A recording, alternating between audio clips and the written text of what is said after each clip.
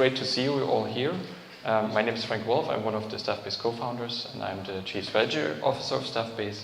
I've with me Juha Koivula, and Juha is the head of partner management at Staffbase. So we have the great honor to have the first session this morning. I would love to talk a bit about Staffbase strategy for the next year and years to come, and Juha will talk about and introduce a bit more about the partner program, because there are a couple of, as we think, very exciting changes to come up. So I need to clicker. Yes, thank you. Perfect. So I wanted to kick this off, and actually, Is the distance? Yes, okay, so I will stand over here. So who knows where is that? Okay, where is that? Nazareth, genau. Yeah, like it's 120 kilometers north up here.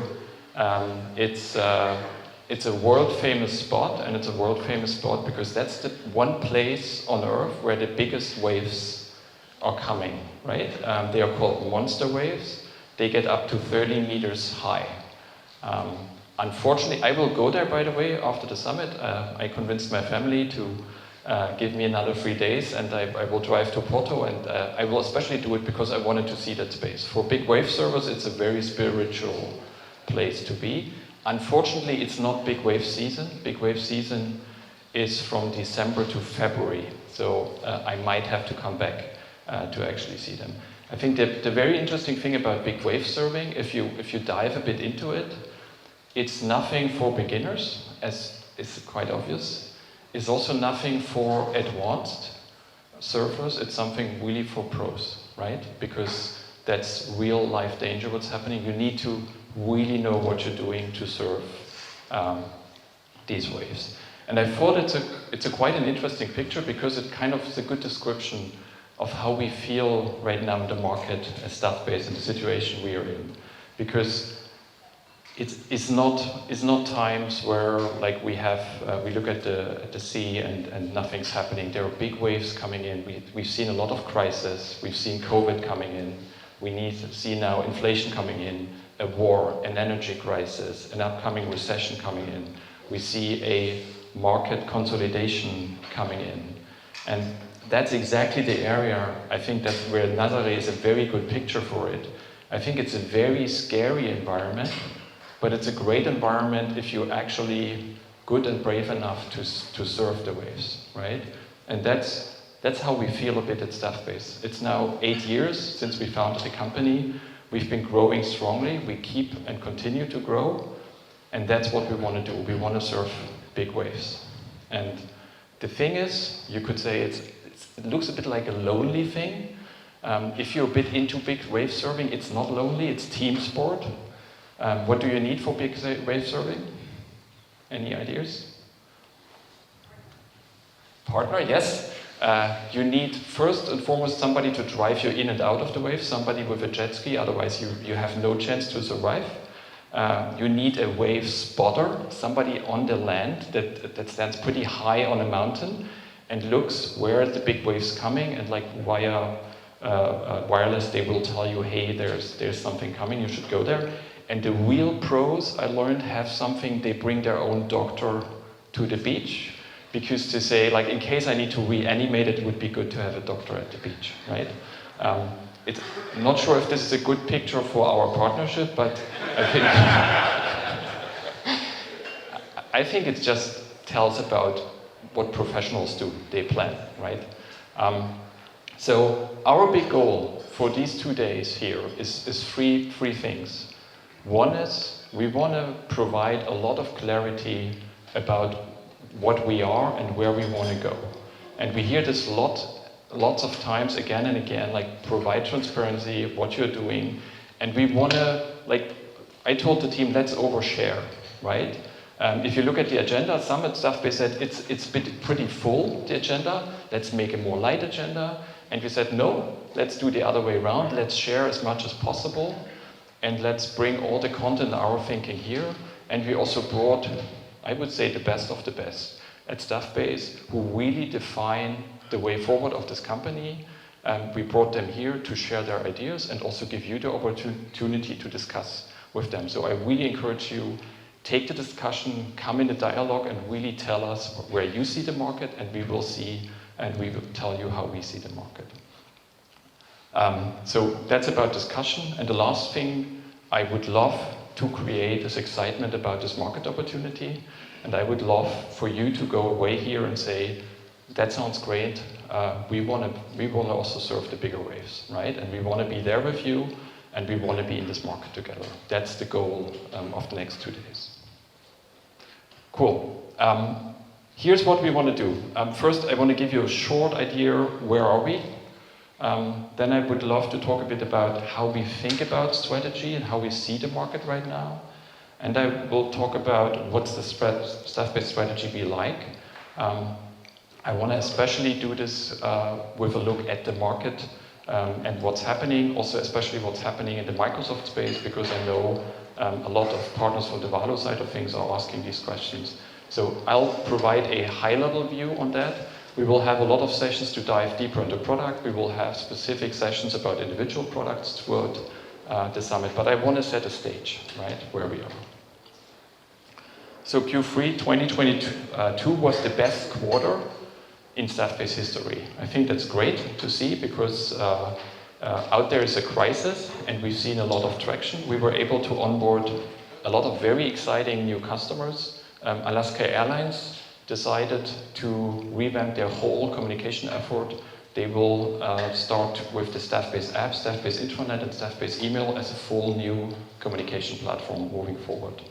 General Electric, one of the largest companies in the world, will split up into different parts, and they understood a key thing for them is the whole communication effort to really make the whole thing a success. They've already been a Staffbase Email customer, and they now also board Staffbase app and Staffbase Intranet for their global operations moving forward.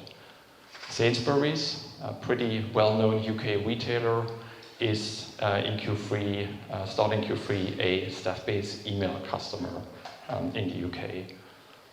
Bilfinger is a pretty big, well-known European construction company. They've been a Valo Intranet customer, and they now decided for the Staffbase app to move forward and reach all their frontline workers on a global level. Obi is a German, how do you call it? It's a Home Depot. If you're from the US, it's pretty much everything you need around your house and garden and so on. They decided for the Staffbase app and the front door intranet. In most of these deals, we also had partner involvement, and we are pretty excited about this. And one other thing that we are excited about is if you look at the existing Staffbase customers, we are currently and continue to be at a Net Promoter Score of 80. If you know a bit about Net Promoter Scores, that's a crazy good result. So we look at a very healthy and happy customer base moving forward, which is for revenue and recurring business as we are, I think, a key thing to move into the future. One thing that I was really happy about again, there's a German prize award for excellent internal communication. It's the Incometa Award. It's the most important award in the German-speaking market. They have an award for the best mobile app or best mobile intranet. They are doing this now for 5 years, and for the last 5 years, every year, Staffbase has won this award. And it's not because we're the only ones to apply. There are a lot of other competitors who would love to have it, but we've just won it year after year. And it's an award that's especially giving to companies who really made a difference. They look into numbers, like what did the app change? How are usage numbers? How is the impact to the business? And this year we've won with Aldi Süd. Aldi is one of the largest customers we have now on a global scale as well. We've seen continuous success in the positioning overall in the market for employee communications. That's G2. If you don't know G2, that's a user-based feedback platform. So it's only users who rate Staffbase here. They bring a lot of tools into that. I would say the market is not as crowded as it looks like here, but that's, I think, a very good sign of traction and ongoing traction in the market. Lara, our Director of Market Strategy, will talk a lot about analysts today and how we see the market and how they define the market. So expect to hear a lot more about this. And the last thing, we've always were big about events and building a community. And as you may know, we have events like the Voices in the past, and we will continue to do that. But we also had in fall events where we meet with partners, and in Germany we call it Praxistour, so hearing real-life examples for customers. And this year we made this big. We went into 19 cities. Overall, we had 600 participants in these tours, and we see a great success in that, to really bringing the community to the cities and connecting communicators. We get very, very good feedback about that, and I can already tell we think that's a format moving forward where we see a lot of potential in the market for marketing and community building around the world, pretty much. So how do we think about strategy? Let me go one back. When Staffbase was 2 years old, and everyone was excited because we were a young, growing company, and we've had built this product, this tech product, an employee app. Everyone was like, now all is good, right? And we had the realization that I think every young tech company needs at that point. And the realization is, how do you actually make this big? And if you would ask me, if you want to found a company and you think about marketing and go to market, if there's only one book you should read, I think it's this. It's called Crossing the Chasm, and it talks about what you need to do to grow a company from a tool, from a small product, into a market-leading, category-building product, right? And this, there's so many smart ideas in that. I don't want to go into detail, but there's especially one idea I think that's very important, and that I wanted to point out. It's the idea that it's actually quite easy to build a tech product and initially build the core product and find customers for it and keep finding and keep growing it. But if you really want to go broad, if you really want to win broad in the market and globally, you need something else. You need the whole product. And the whole product means all the services, all the positioning, all the thought leadership, the brand, the partners, the certifications, all the guidance, the training, the use cases, the KPIs, to really make this a difference and really bring this in the market in a big scale, right? And what you already, I think that picture is a very good picture to tell you is very easy to look at your core product and say, maybe we should have a second or third core product. Maybe we should try this and that. That's always easy, right? The hard thing is to build the whole product around this every time. That's why companies need to focus, because only with that focus we actually can go to market and win a market entirely. You can have the better core product, but if somebody else has the better whole product, they will beat you in the market. That's definitely something we see. We realized this in 2017, and since then, it's been a very big strategic guidance for us to always say, what's part of our whole product and how do we need to develop that? And what's pretty clear now is that, I actually want to jump over that. Our core product and our whole product is around communication. And it's specifically around employee communication. We think it will change in the future. I'll talk about that. But it's definitely around communication. And we see it because that's a market that's growing in importance. That's a market that has been getting a big push by COVID. And it continues to get a push. And it's a market that also continues to go more up level, go more to senior level leaders, go more to CEOs. And there's quite an interesting statistic down here. You see that CEOs have been always a bit on the numerical and logical and management side, What's now needed more and more is a social CEO, somebody who's good at communicating, good at getting across a vision. And you see this in the job profiles, you see this in the people that actually succeed in their markets. And you even see this in politics. Like, think about COVID. Think about the people who really were great at communicating to their countries what to do in the COVID crisis. For some reason, it seemed a bit, for instance, women were better than men in that, as one example. But we've seen leadership means communication today. That's as a major trend. And you could now say, okay, that's because of COVID, and that's this crisis, and there will be smooth sailing from here on. Probably not, unfortunately. There, at least, if you take away the war, the inflation and everything else, there are three major crises that all of us will be seeing in the next 10 years. Number one, the demographic crisis. And if you think we have a crisis, we don't have it yet. It just starts. In the next 10 years, it's going to be really, really bad, because the people that go into retirement, there's no way to replace them with the younger people that are coming. Not to mention about, are the younger people actually wanting the jobs of the ones that are retiring? And can we continue to talk to the younger people as we do to the ones that are retiring? This crisis is going to explode. And by the way, if you think a bit about demographics, it explains why Russia and China are so aggressive right now, right? China this year is the maximum of people growth. From next year on, they will shrink. And they run into a major demographic problem as well.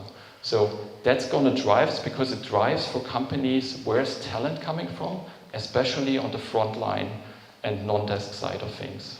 Big problem. Second one is the climate crisis. I think we all know it, and it seems to be obvious, but it's accelerating. There's a lot of these turning points, tipping points, that are coming faster than we all thought, right? Now, scenarios where we thought they are 50 years out, they seem to be 20 years out. And what we see with our customers, it becomes the major defining problem for their positioning in the market. You can do whatever you want today with your marketing money and positioning. The first question is asked about every company is, are you a part of the problem of the climate crisis, or are you a part of the solution? Like the automotive industry sees this right now. Nobody cares about a new model that you launch or not, right? People want to know how you position yourself in this world and in this market.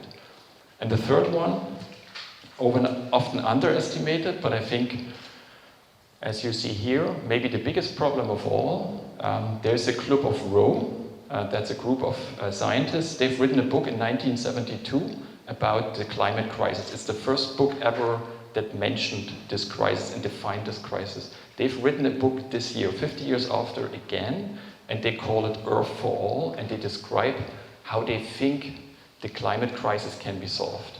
And they have a very powerful sentence in there, and it says, because the most significant challenge of our day is not climate change, biodiversity loss, or pandemics.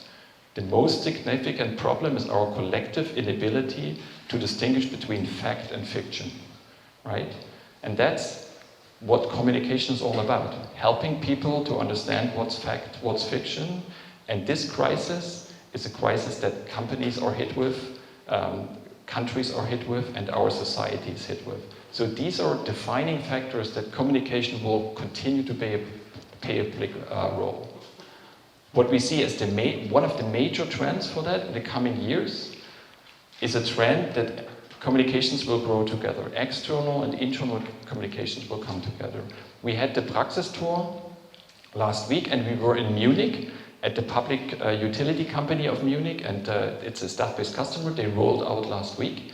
And we had a speaker there from MAN. This is a truck business, 50,000 employees. And Tobias talked there about their intranet and employee app. They run it now for 5 years, and like what's happening with it and how to keep it fresh and how to engage employees. And the interesting thing is, if you look at his job profile, he's channel owner for intranet, employee app, and Twitter at MAN, right? That's a development that's happening everywhere in the market. It's not about like, I'm internal comms, I'm the intranet. People are all over the place. Another very famous example also from the German market is LinkedIn with Herbert Diess. He was the CEO of Volkswagen and he was one of the most prominent CEOs on LinkedIn. And according to his head of CEO communication, which is a guy called Michael Manske, he will be at Voices next year and talk about this project. The major audience for this was internal. They've set this up as an internal communication effort first, and at the second point as an external communication effort. What's behind it? Why are people doing that? Let me explain this in 2 slides, and I think it's very important to understand. The idea is we need to be more agile in our communication. We need to align it better. And the approach is to say, let's not think channel first, let's think topic first. So topic is the first thing to line up and think about. And on the other side, you have the channels, right? So in a modern communication approach, you have topic owners and you have channel owners. And in the middle, you have an agile planning process to bring both together and really be able to react in the market on what's going on and how we need to align to that. The name for that is, in Germany, is newsroom. There are other names out there, and it's a concept that is known from publishing companies like the New York Times or others, how they actually deal with a lot of information, how to react to them in a good way. That's a modern approach to organize a communications department. What you see on the right-hand side, that's the newsroom of Lufthansa, by the way, which is, many companies actually do a physical one, but it doesn't have to be physical. The Lufthansa newsroom is powered by Dirico, which is the tool that we brought into the Staffbase family earlier this year. Dirico is a tool for this agile planning process in the middle. That's part of the Staffbase family, and we will integrate this into the platform. The goal and the result is you have a better alignment. For employee comms, the major alignment factor is I'm sitting at the table where I understand what things are happening. This means I am able to actually communicate important things to employees first. And I'm in front of things. I'm not running behind. I don't have escalations because a press release is already out there and employees didn't hear it. That's the major stress factor for employee comms, right? The second one is they have faster reaction times. Because there's so much happening out there, companies need to be way faster than they are today in terms of how we react on which channels, which message, and they need one aligned message. And the last thing is they have higher content quality because the topics are things where people can specialize in and become experts on that, right? One idea, like how is this actually going to work or how is this organized? Companies now define core topics. This means what's the major strategic topics we as a company want to talk about. Here's an example from Audi. That should be a typical example. We see between 3 and 4 core topics. Typically, one will be sustainability, one will be around innovation, one will be around values that especially focus on employees, and there might be other industry, market-specific topics that are around. These are the topics that you're driving, and then you break them down to the core topics, to individual stories and individual content pieces. That's how a modern organizational team thinks about their yearly strategy and how they move forward with it. And now you can ask, like, what's the big value of that? The value is if you ask communicators, what part of your day and of your time do you spend reacting to things versus spending time on working on the strategic things? 80% will say, I spend way too much time on reaction. People from all departments will ask me, can you put this out? Can you put that out, right? If you ask one company like MAN, who did exactly that process, they say at the end, 70% of content suggestions were rejected. This means in 70% of the cases, they say, no, it's not strategic. We don't need it. Like, it doesn't fit to our major development. And it's like always in life, a strategy mainly means you know what you're not doing. And this helps communication to focus and really be important and really focus on the things that you want to drive home. So that's a short, we could talk a lot about this development. We think it will be a key development for communications in the years to come because it provides so much impact and so much value, and we want to bring it into our platform, right? So what's the Staffbase strategy based on that? The first thing about Staffbase strategy is we want to define very clearly the market that we are playing in. And the market that we are playing in has two dimensions.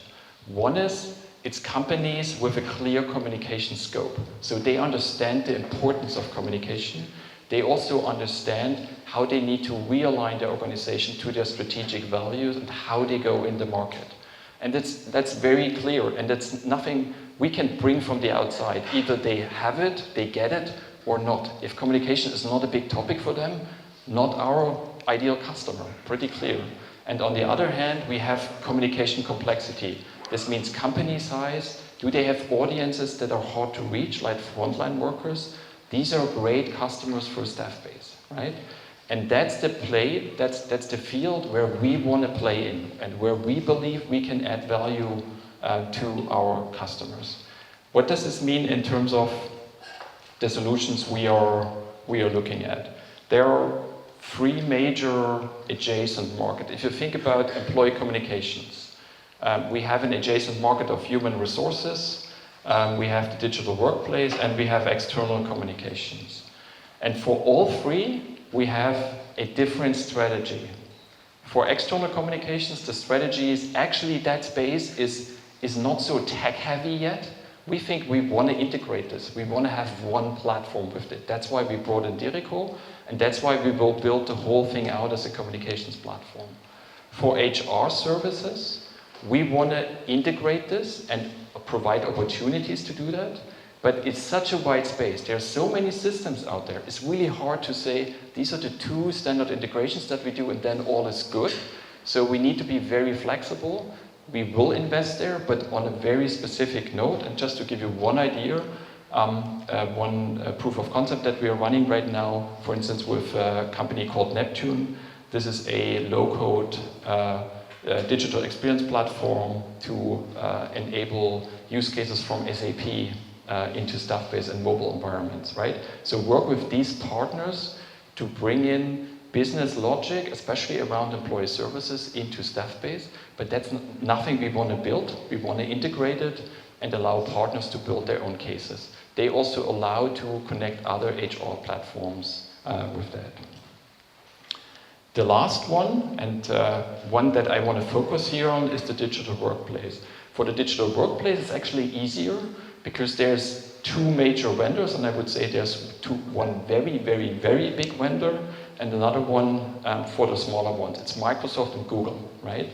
So our strategy here is for Microsoft, we want to build the best-in-class integration of a comm system into Microsoft because Microsoft is there, going to dominate the market for years to come, and it's pretty clear that we want to have the best integration there. Google is another discussion. It's really an open discussion. If you have feedback about Google, we see it's a part of the market. We are not very sure how much to invest there, so very open to hear your feedback about Google. But I want to talk a bit about Microsoft because I think that's also something where we already invested with Valo into a Microsoft environment.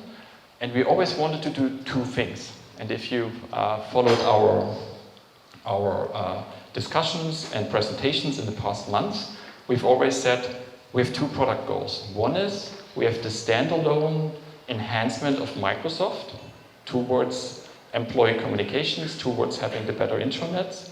And the other one was integrate Staffbase with the Microsoft platform. These were the two goals. And we set these goals under two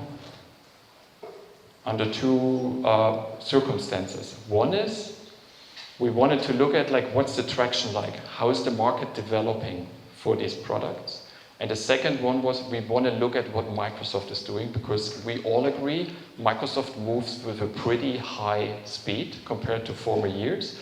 And as everyone from the Valo community knows, it was always a thing about how do we get ahead of this? How do we build up a position where we can actually play with strengths in that market? So that's the two things to look at, right? Let's look at numbers first.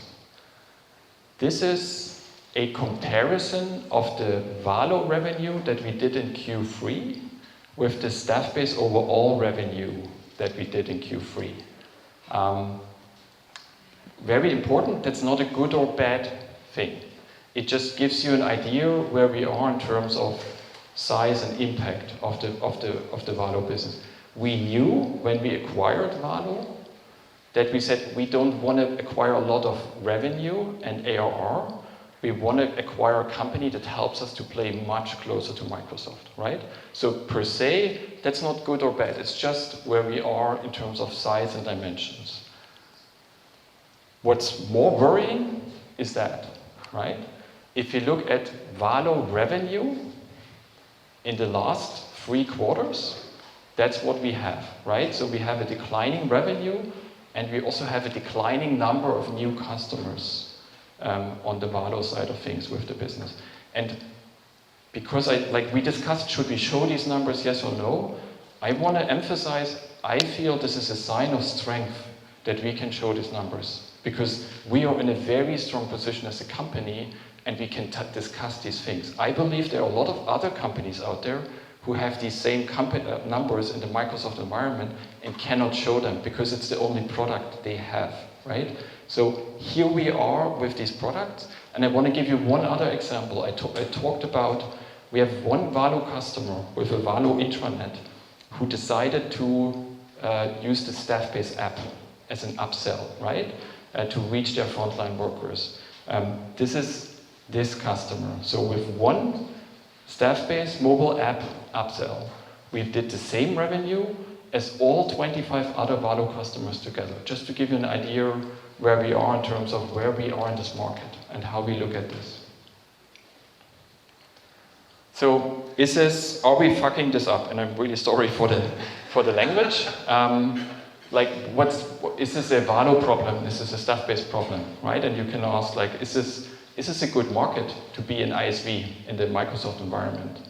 And I want to give you 2 examples. You all know Lifetiles. I had a chance also to talk to their CEO last week. Lifetiles is listed at the Australian Stock Exchange. Lifetiles right now at the Australian Stock Exchange is still worth $30 million as a business. They were worth a lot more some years ago. So compared to Staffbase, it's a really, really small company now. And they didn't fare well based on their approach to complement Microsoft, right? You could say, okay, maybe it's a bad market in the past. Well, if you look at Microsoft, it's actually not a bad market, right? I think all of us here have for retirement a bit of investment, hopefully in some Microsoft stock. I think it continues to be a very good investment. I have it too, right? Totally fine, and I would recommend you do it as well. So now you could say, okay, is Microsoft, maybe it's the intranet thing, it's the communication thing, because it doesn't matter. Maybe it's more like, think about governance, let's think about migrations topics. Like, there are other companies who are very successful on top of Microsoft. Well, if you look at AvePoint, it's the same picture, right? And if you follow stock markets, you know, like November last year was like a crazy, we all thought we were rich, right? When looking at the stock accounts. Like even then, like companies that are building on top of Microsoft, that's their business model. They acquired Tygraph, right? They are not faring very well in this market environment. They are very successful companies. You know them, and probably you work with them. But overall, the environment is quite challenging for ISVs in the Microsoft environment, just as an observation here. And if you look at product strategy, we have a couple of observations. And I think the most obvious is that Microsoft moves from an open platform, like a lot of focus on SharePoint in the past. And I've been in SharePoint intranet and development business also now for many, many years. I'm not a developer, but I was the consultant. We are moving to much more a standardized environment with Microsoft Teams and Microsoft Viva, right? The latest move is Viva Amplify, which clearly, like we knew about Viva Amplify for many months, and I didn't know is this going to land in SharePoint or where it is going to land. It landed in Viva as a very closed tool now, right? It's another point in that, and this means what Microsoft is doing, and they're saying about it for many months and years now, take things out, of Microsoft because it got a platform that felt unmanageable for them with all the add-ons and make it more standard. That's a clear thing we see. They focus clearly on personal productivity, the center of work. Lara, I think, what did I think? The work hub? The work hub, yes. And Teams is the browser into everything. Clear strategy, like no surprise about that. And what's happening, and that's something I learned, especially talking to the Valo experts, it's so much harder to develop something inside of Teams compared to inside of SharePoint. There are just limits that we cannot influence, right? Where we struggle with that, and it's even harder to develop things inside of Viva. Like, it's so limited what you can do inside of Viva. That is an entirely different world that's happening there, right? That's where we are with the Microsoft strategy, and I think from their side of things, it makes a ton of sense. But the question is, if I'm an ISV and I want to play in that market, how do I play there, right? So. Actually, I wanted to show you now this other slide that I jumped over, but it didn't end here. The major thing for us, and I think that's a basic strategic decision. For years in the past, an ISV under Microsoft always said, we need to be ahead 1 year, 2 years. We just need to be faster. They will catch up, but we need to be faster. But this is not a position where we want to be in the long term. We want to build a strategic position that's very close, very aligned to Microsoft, but is very strong and very independent at the same time. Because that's where we see long-term success in this market. And this also means we want to build a decision and a position where we are seen by you as partners as not to say, oh, Staffbase is this legacy thing where we do some money, it's the cash cow, like the new stuff, it's others are doing the new stuff. With them, we do some of the projects for customers who are not so advanced. We want to be the ones with the advanced customers, the customers who get it, who want in the future and say communication really matters, right? So from our perspective, the place we want to be in, we want to be deep involved in the Microsoft environment. Staffbase now also fully merged into the Azure platform. We want to be deeply integrated into Azure, into the Power Platform, into everything that Microsoft offers in that environment, because it's the most powerful environment we see in the market. But we want to be a line of business application in that integrates deep with Microsoft 365, with Teams, and with Viva. But we don't want to be built as a core of our strategy on these very closed loop solutions, because technically it's not what's out there, and strategically it's not a position that's sustainable in the years to come. That's our goal, to be exactly there. So Microsoft is the home of Staffbase and will be the home of Staffbase, but the way we position there, it's really going to change. And if you think now and say like, what's the actual difference? They are so good and they do all these nice things with Viva and so on. Like the major three value differentiators that we see is, first, we want to build the better channels for our audience. We want to build the better frontline engagement with an employee app. We want to build the better employee email. Second, there's an approach, and I think forever, and you will notice as partners as well, working in the business, Microsoft always had no real appreciation for the concept of an intranet, right? You could build it out of it, and we all lived very good over the years, like building real intranets on top of what was there by Microsoft, and we have the same thing again. Like they are going away from SharePoint to Viva. They have a page or a dashboard, and suddenly say, oh, that's the new intranet, right? But what it means, if you have a couple of thousand people and you need to organize information and need to create a place where transparency matters, where what's really there, what is important for our company, that's what an intranet is. So we believe this concept is getting lost again in their environment. And we think there's a new concept for front door intranet where we see a lot of interest at our customers, which is lightweight, lean, mobile first, highly personalized, and it can stay on top of it, right? And we don't see it as a competition to Microsoft, but we see it as a great add-on, especially if you look at SharePoint, because SharePoint will remain the knowledge source the resource hub, however you want to call it. A lot of stuff will be in SharePoint forever, and we want to continue to support that. But SharePoint is not going to be the front door intranet or the modern intranet concept of the future, as we believe. And the third one is the whole communications management, internal and external together, is something we see as a space and a process that's going to really become a much bigger thing. It's the same as with marketing automation, the same as we've seen with HR coming up. And that's a space we set on and where we want to build a competitive advantage for the years to come. And we believe, could Microsoft build it? Yes, of course, they are smart, they could build everything. Will Microsoft go as deep as we want into this space? Probably not. And that's exactly the competitive positioning we want to be in. Now, what does it mean for the Valo products? And I just want to give you a short overview. We will have deeper dive sessions, especially tomorrow morning, where we talk about the individual products. It has consequences, how we want to position them and how we want to make sure they align. First, we will have a very high R&D focus on Microsoft and Staffbase integrations. Continues to come, and we want to utilize all the knowledge in the community and of our developers to make that happen. Second, we will reposition the Valo intranet and connect to focus on joint use cases with the Staffbase platform. This means these products will be continued to develop, but we will make sure that we really focus on the things where they continue to provide value, right? Give you one example.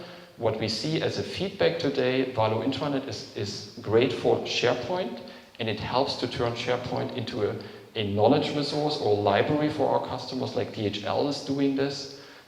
We will continue to position it there, and we see a lot of value there, but we don't see the question around, is this a full-blown intranet? Like, for instance, communication function inside of Valo. Microsoft already decided to pull this out into Viva Amplify, and they will continue to do it further.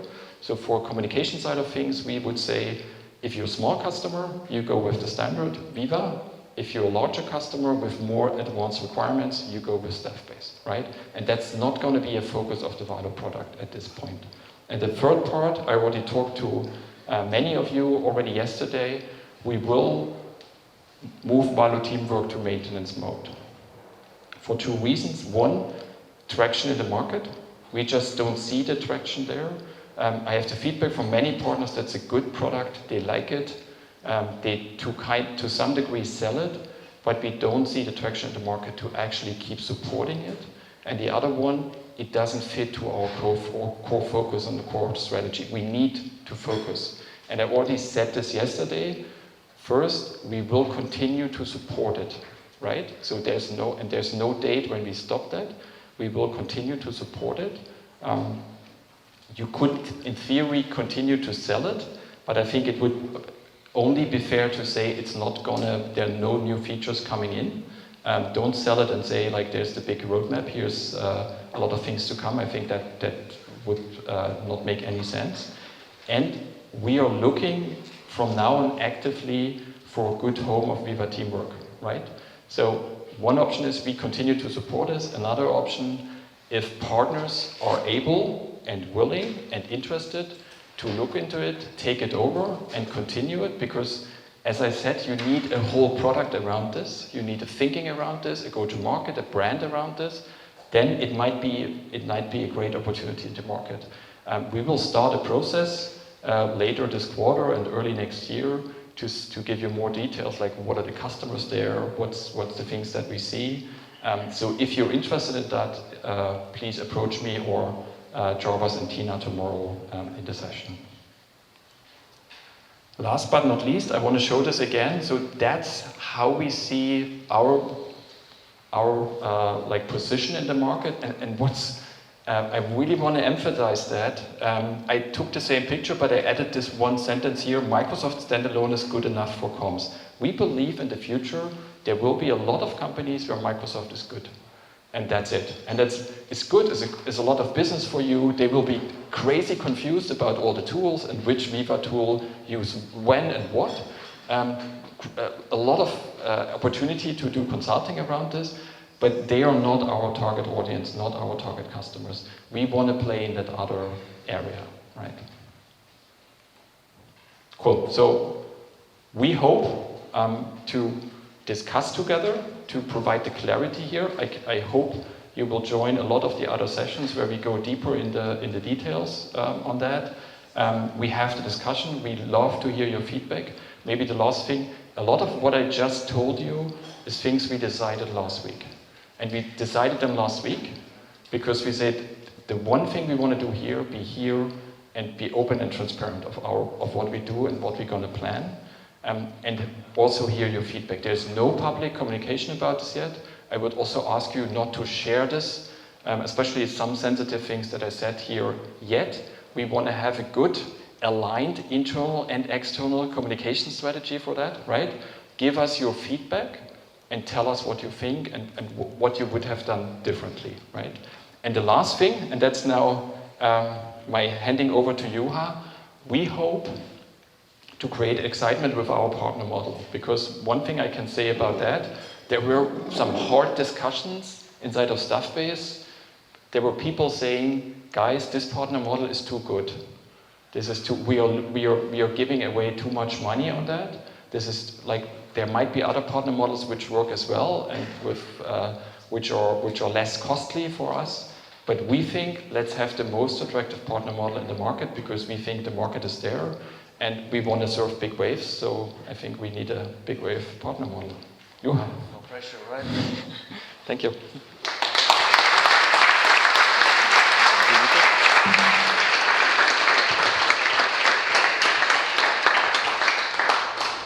Let's see which one of my 3 mics works. Does this mic work? 1, 2?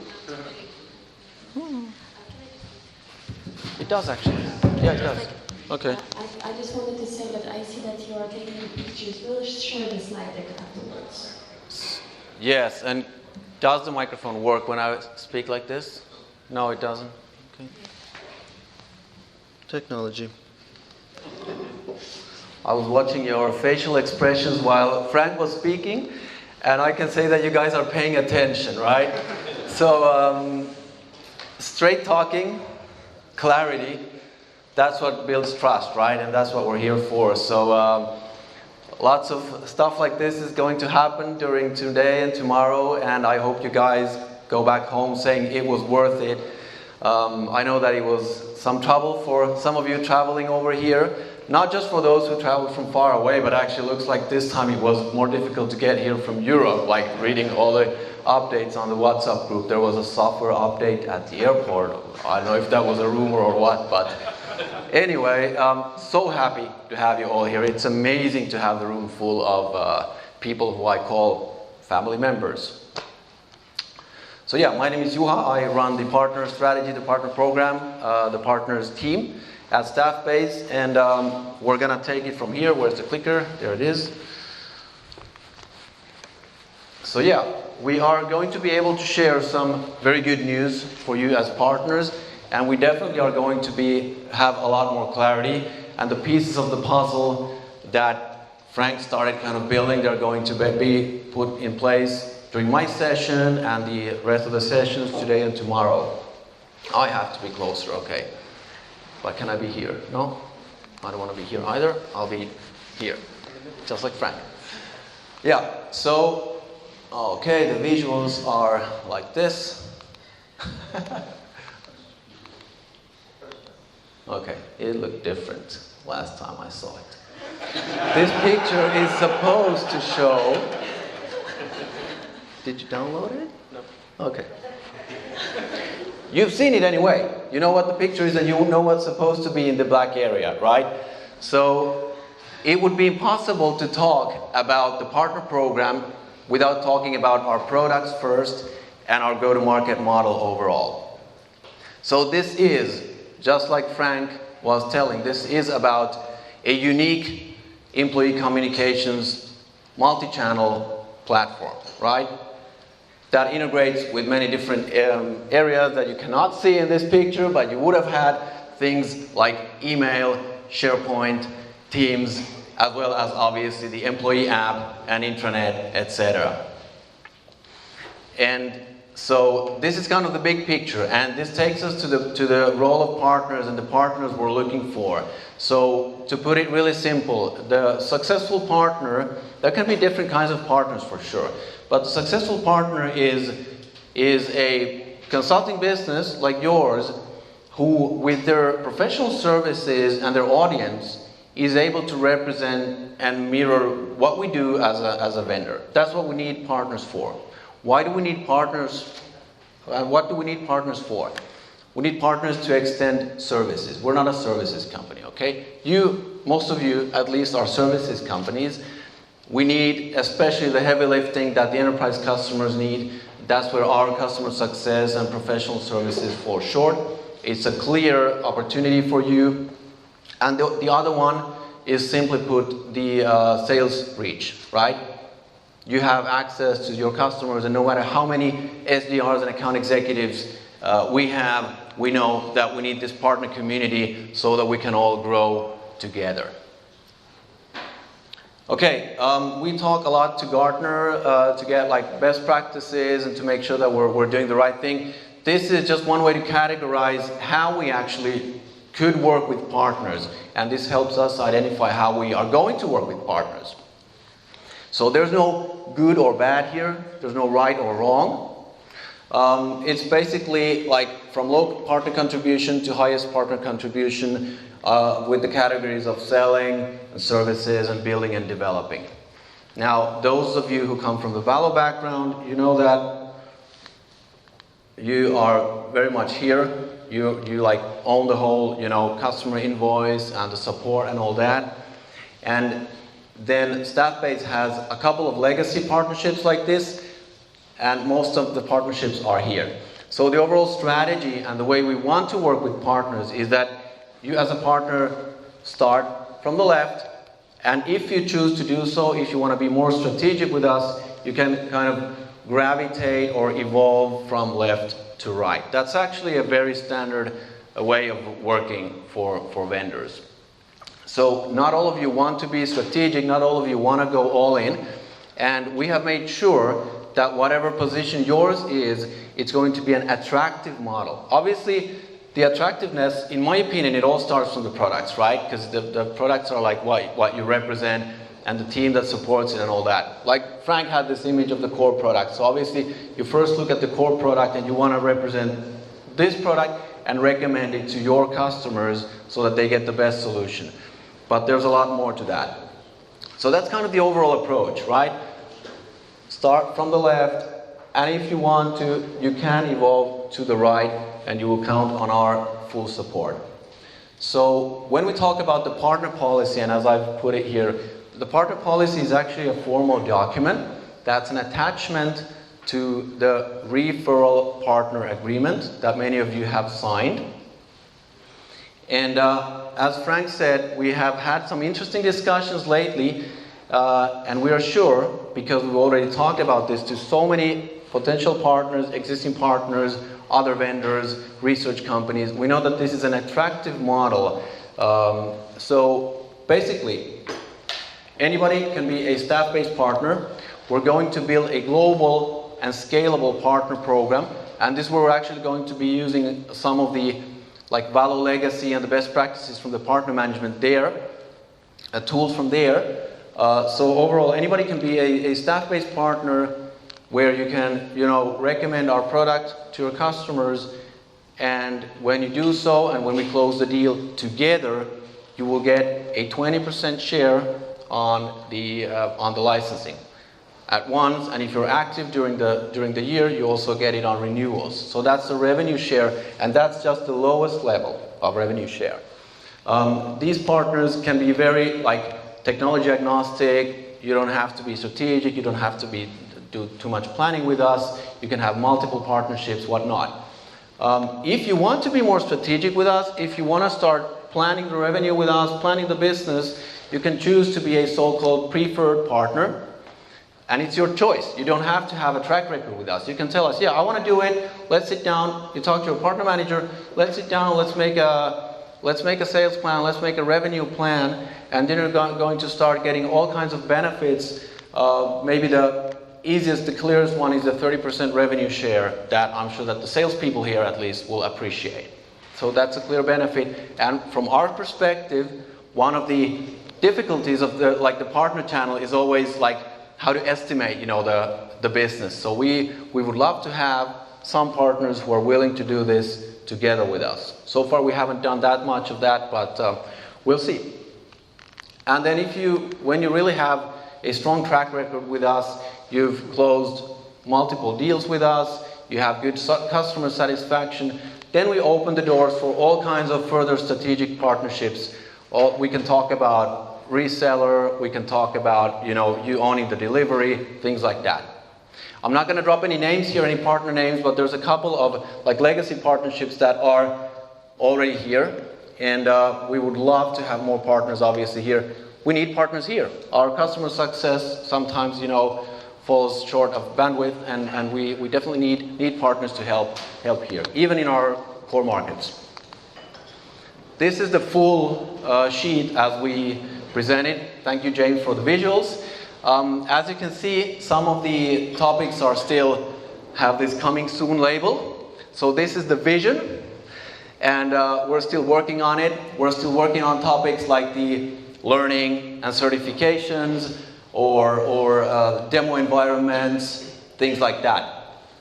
But as I said, what you're going to see is investment, and the result of the investment is this global and scalable partner program, where you're going to be enjoying a lot of self-service tools, because we know already from the Valo background that partners enjoy having access to, let's say, pricing on the partner portal. So you can get a quote and you can talk to your customer, or you can have obviously the sales materials, marketing collaterals, live demo environments, things like that, so that you can do some of the work yourselves. Now, how much of the work you actually are supposed to do yourselves, that's part of one of tomorrow's sessions, where we talk about the sales pitch and the sales process.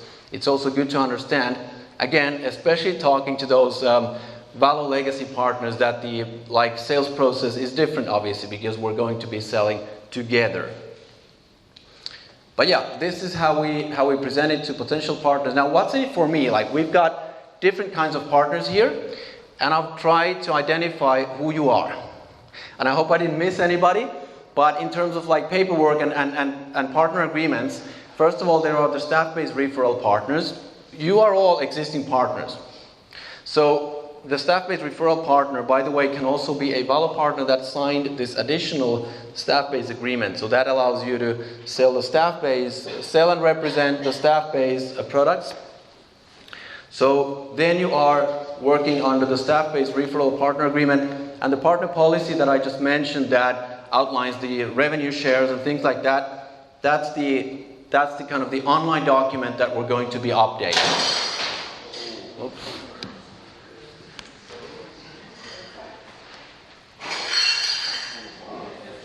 All good?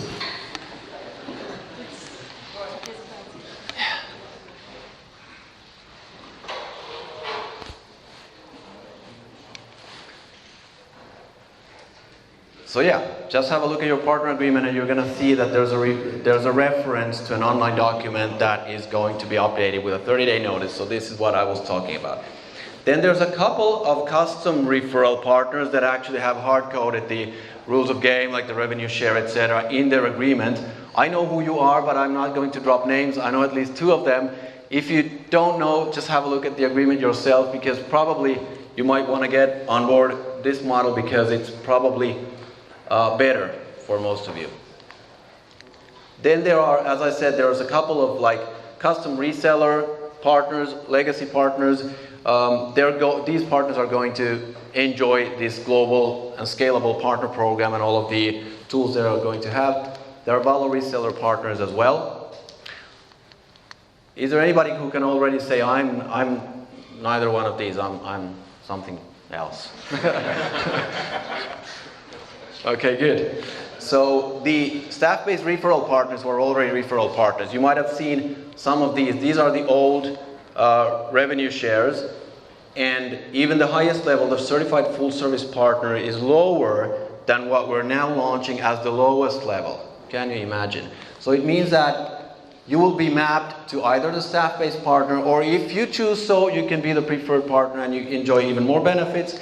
And on top of that, you will get our investment for global learning and enablement, certifications, as well as partner communications. Something that currently Staffbase partners are not really getting.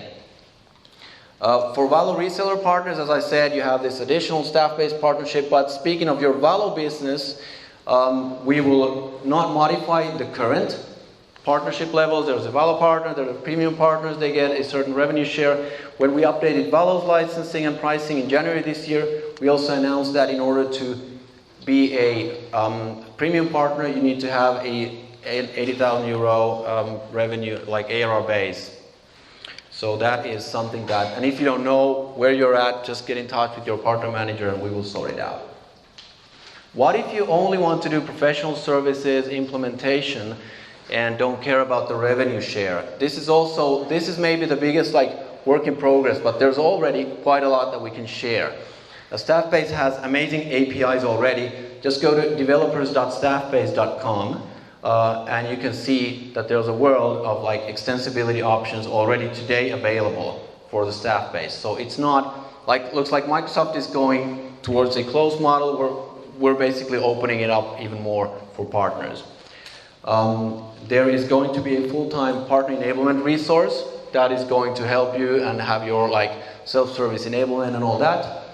And there is going to be, this was also a clear message yesterday, by the way. Thank you for all the private discussions and amazing discussions we already had yesterday. So we need to have absolute clarity on what the partner does in terms of services and which stage. So this is coming. And Sven in his session is going to touch this topic, at least to some extent, I know, both today and tomorrow. Right, Sven? Right. Yes.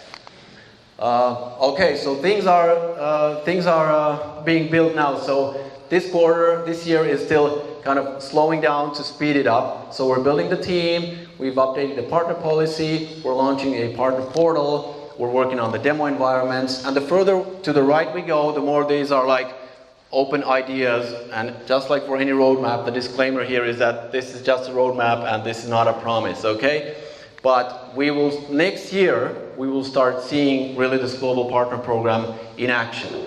Learning and certifications, partner onboarding process, the global partner communications, and the extensibility story. They want to continue investing into topics like partner portal, self-service overall for you partners. The Voices Pre-Day, by the way, is the next milestone in what comes to partner events. So we're going to talk about that later.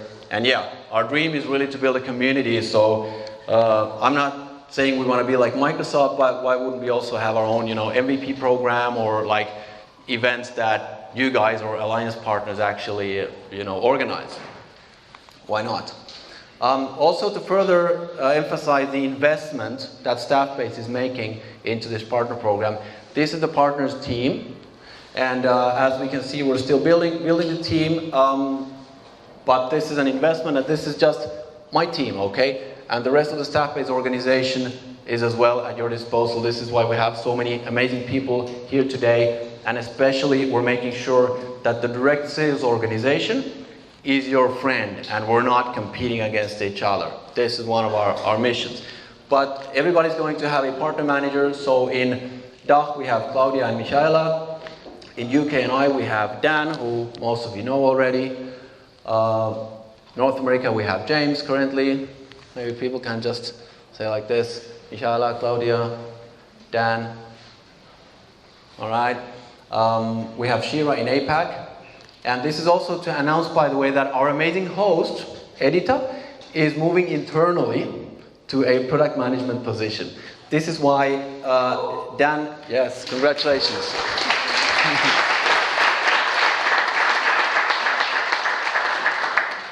There you are. I was looking for Edita. Congratulations. Thank you. I follow you as much as I can. Thanks. So we're not only hiring an amazing team of partner managers, but also certain global roles. And this, I know that it's a special investment, and this is you're going to see this in action next year. Roles like partner enablement manager, or partner community manager, people who take care of the global partner program. Okay? That is that. I'm not sure if we have room for questions. Maybe we can just proceed. Did you turn off the mic? No. Maybe it ran out of battery. I'm almost done anyway. But the last topic, and this is where I wanted to pull Frank back in, is we wanted to specifically talk about co-marketing. It's one of the questions that you have asked. How do you do co-marketing with us, with the partners? The mic doesn't seem to be working anymore. Oh, you need the clicker. Sure. Yeah, this works. Great. Yeah, so one slide about co-marketing.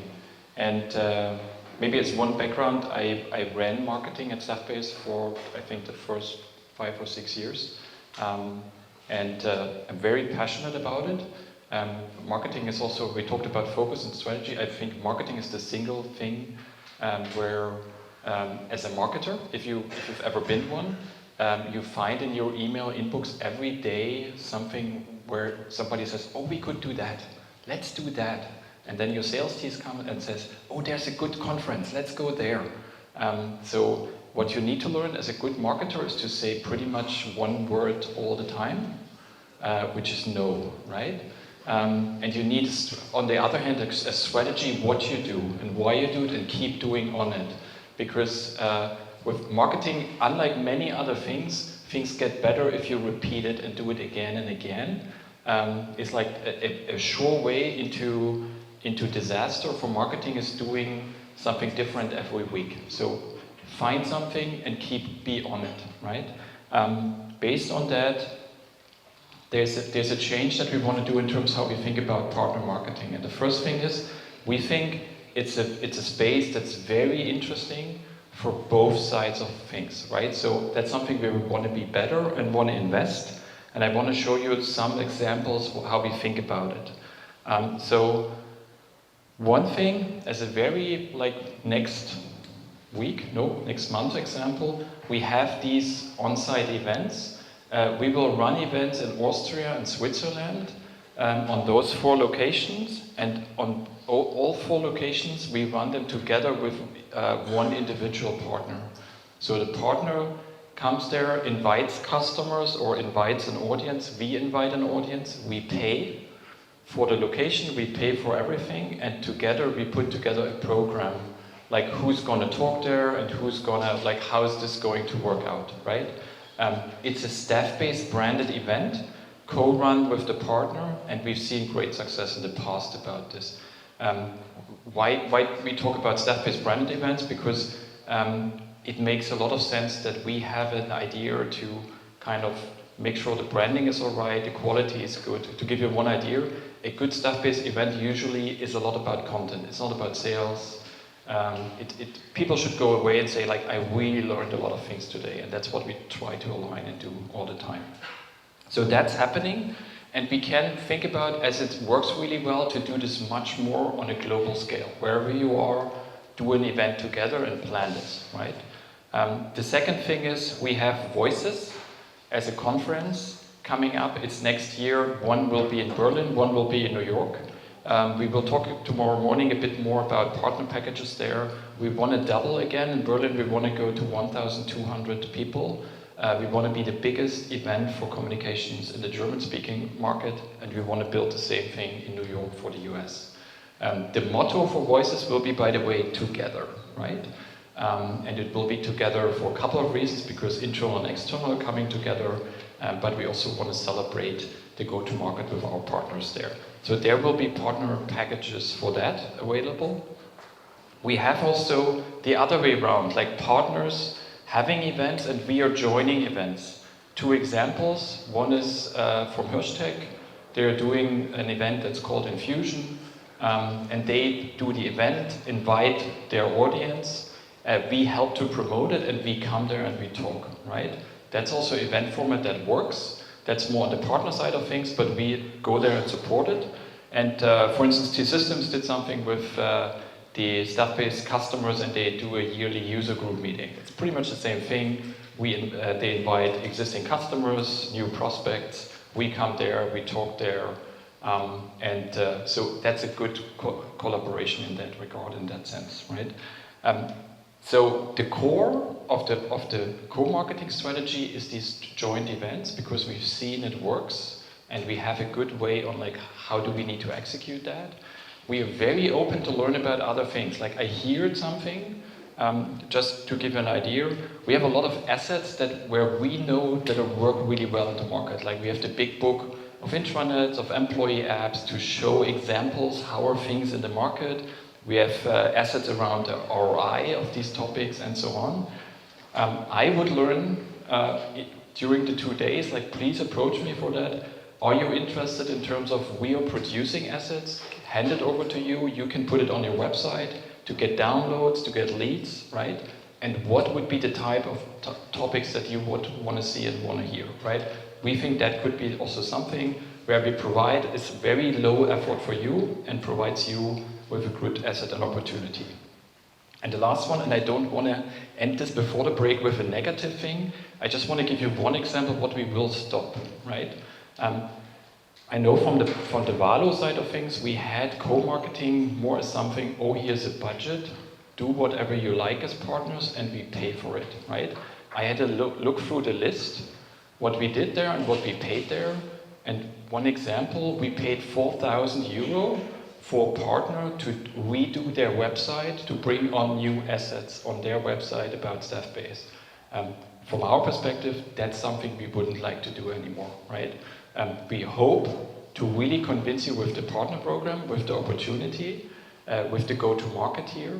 And if you're convinced with that, we hope you invest in the marketing as well, in your assets, in the events, and we do produce this together. But we don't want to throw money at random initiatives there, but really focus with that. We hope you understand that. If you have any feedback about that, please approach me. I'd love to learn. Maybe you say, you're stupid, you didn't get it, like there's so many good marketing things in the past. I'd love to know, and we'd love to figure this out. Cool, I think that's pretty much it. Before we go to the break, the three of us wanted to take a selfie with all of you. We hope that's all right. Let's do this, and then we have a break.